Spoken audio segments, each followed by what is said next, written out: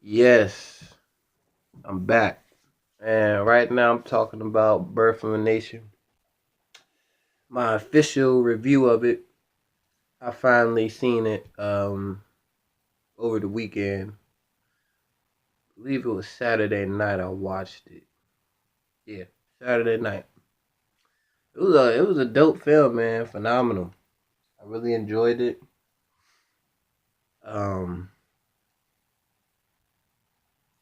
I got to see why the dominant society is sabotaging this film.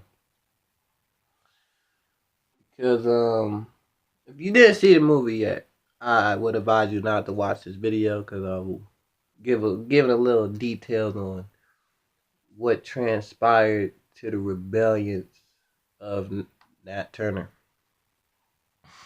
Because Nat, he was a brilliant slave. He wasn't the normal illiterate slave. He's a very intelligent brother.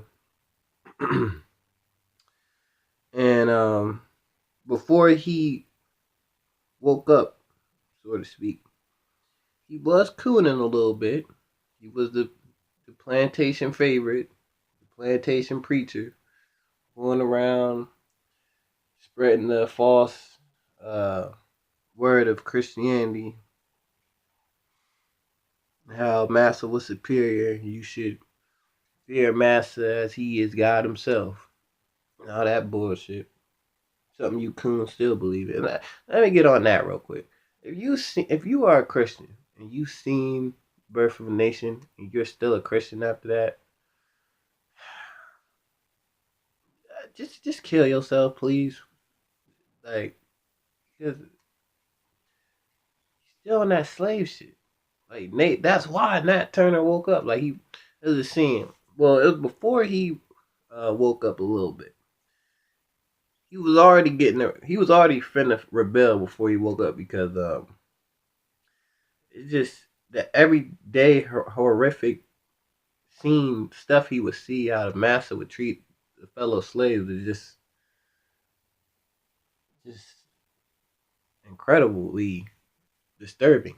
Like there was a one scene where his master took him to another plantation, and the other master was like really brutalizing the slaves. Like he had them tied up in a cellar, and one of the slaves didn't want to eat, so he took a hammer and a fucking chiseled his bottom rack of his teeth out his mouth, then stuck a funnel in his mouth to force feed the slave like a fucking pack mule.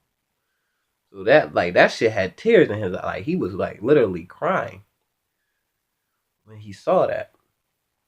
And then there was another scene where one of Master's ain't shit daughters was she had a noose around another little girl slave's neck and was like basically treating the slave like it was a fucking German shepherd or something. Like had it on a leash, so to speak. But it was instead of a leash, it was a noose. So that psychologically was setting in his brain like, yo, this shit ain't right. Like, yes, I'm a privileged slave, but I shouldn't be a slave, and neither should my fellow slave brothers and sisters. And then the three final things that got him. One, his grandma died. She was like the plantation mammy. Then some other masters beat the daylight out of his wife because he felt like she was giving Master extra lip. You ain't back talking Master, is you? And so they brutalized her. They beat her to a pulp. And that's really one of the things that set in his brain. Like, oh nah, you fucking with the pussy. See, now I'm gonna have to beat your ass and kill you. And then the final thing was because Nate, excuse me, not yeah, Nat Turner was the only slave that got to read the Bible. And where Massa fucked up, he wouldn't take the Bible away from him when it was bedtime. And with Nat Turner, you were only allowed, and this went for other slaves who they let read too. you only allowed to read certain scriptures they would let you.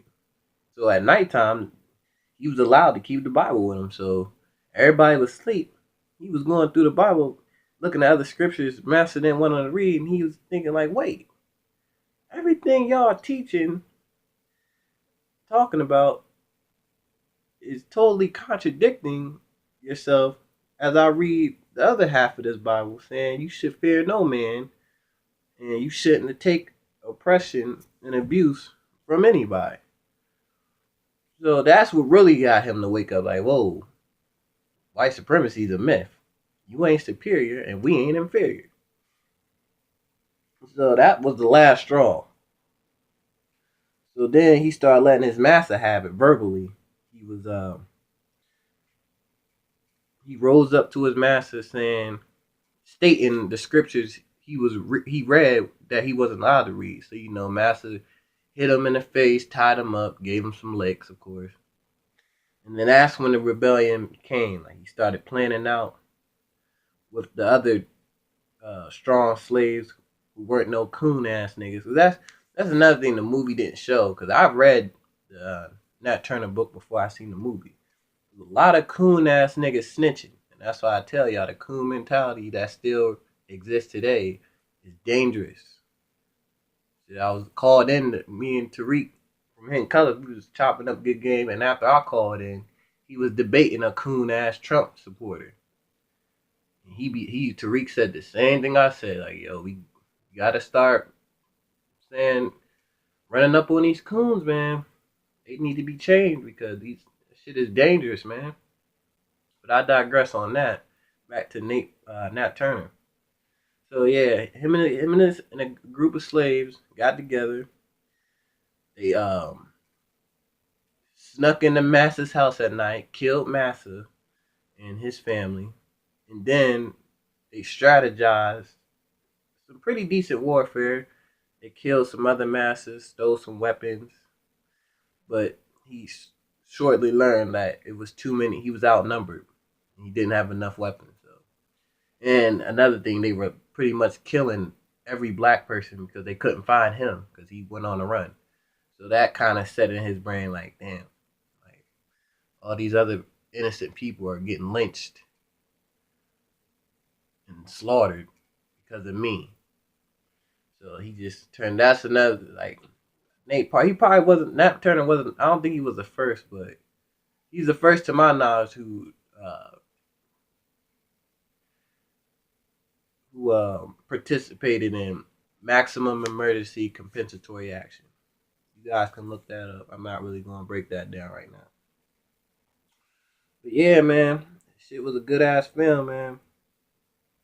And also the film, see, this is why I'm so happy Tariq is doing the Haitian Revolution film. Because they don't like, the white supremacists, they don't like to talk about Haiti. And that's why they are sabotaging Haiti right now, because they're getting back at Haiti for the Haiti Revolution. See, they don't like to talk about Haiti. Them strong brothers and sisters back in them days, those were some warriors, the real warriors. See, and they don't like to tell you that Nat Turner was inspired by the Haiti Revolution. Those were some bad mofos, man. They don't like to talk about them. They didn't just defeat Britain. They defeated Britain, France, and Spain. And them Haiti, Haiti had them white supremacists shook, man. And I like to talk about Haiti. So I'm happy Tariq was doing this Haiti Revolution film. We was chopping up game about that last night. But yeah, I just thought I'd give y'all my review on Birth of a Nation. And if you haven't seen it, I advise you to check it out. But let me know what y'all think about the film if you actually seen it for yourself. Get in the comments, like, subscribe, share the video.